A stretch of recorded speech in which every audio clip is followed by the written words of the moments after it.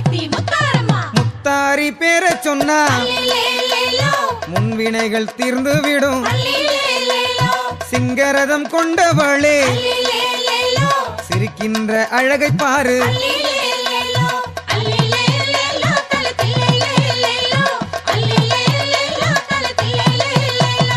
ஓம் சக்தி முத்தாரம்மா, பராசக்தி முத்தாரம்மா, வீரசக்தி முத்தாரம்மா, யோக சக்தி முத்தாரம்மா. காலை மாலை குளித்து விட்டு கற்பூரம் ஏற்றிடுவோம். கற்பூர ஒளியினிலே காட்சியவள் தந்திடுவா.